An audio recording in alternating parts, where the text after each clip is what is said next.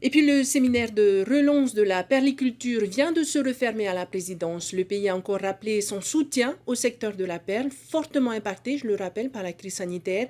Pas de plan de sauvegarde, mais le pays appelle tout le monde à faire preuve de plus de discipline. On écoute Thierry Alpha au micro de Leïna Tétouanoui. On n'est pas parti du plan de sauvegarde parce qu'on a changé la façon de discuter avec ce Conseil de la perliculture. Nous avons d'abord souhaité les écouter.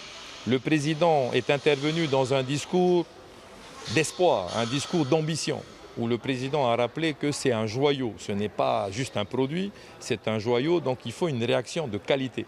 Et depuis hier matin, je ne me suis pas exprimé jusqu'à cet après-midi. J'ai laissé les professionnels, les représentants des comités de gestion s'exprimer sur tous les sujets. Je n'ai pas dit un mot depuis hier, parce qu'il fallait qu'on les écoute. Et puis surtout, nous avions une façon de présenter les choses on devait les faire converger sur des solutions. C'est eux qui devaient nous dire quelles sont leurs solutions, quelle est leur vision. Parce que c'est une activité privée. La perliculture, ce n'est pas une affaire de l'administration. C'est une activité privée que nous souhaitons accompagner, mais accompagner dans un cercle vertueux, accompagner vers plus de qualité, accompagner vers plus de transparence, accompagner vers une amélioration des prix, espérons-le, parce que tout le monde va jouer le jeu de la qualité. Jean-Claude Tahoua, bonsoir. Bonsoir. Quelle est votre vision pour sauver ce joyau, la perle de Polynésie?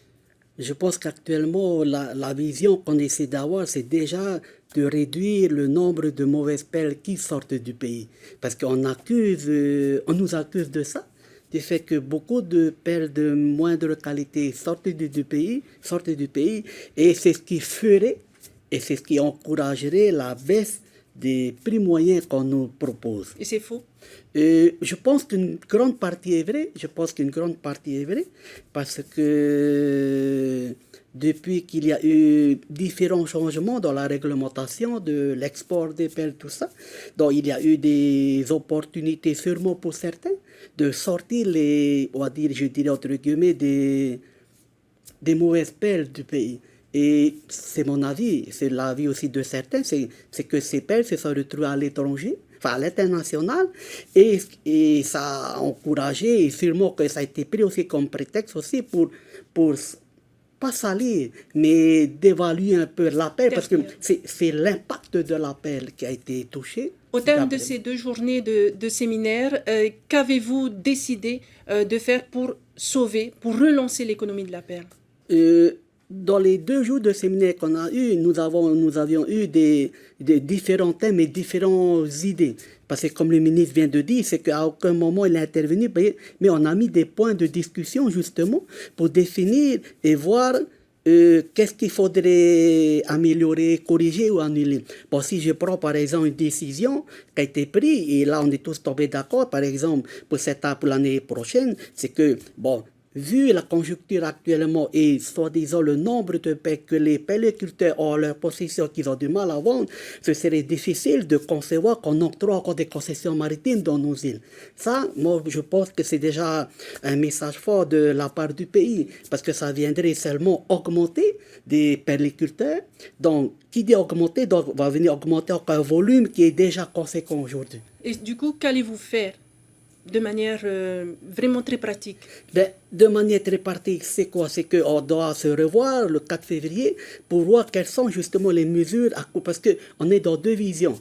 On est dans une vision où il faut absolument qu'on prenne des décisions à court terme, parce que ce sont des solutions à court terme, et après, voir sur le temps, donc ça sera des résolutions à prendre sur le long terme. À court terme, quelles seraient les solutions?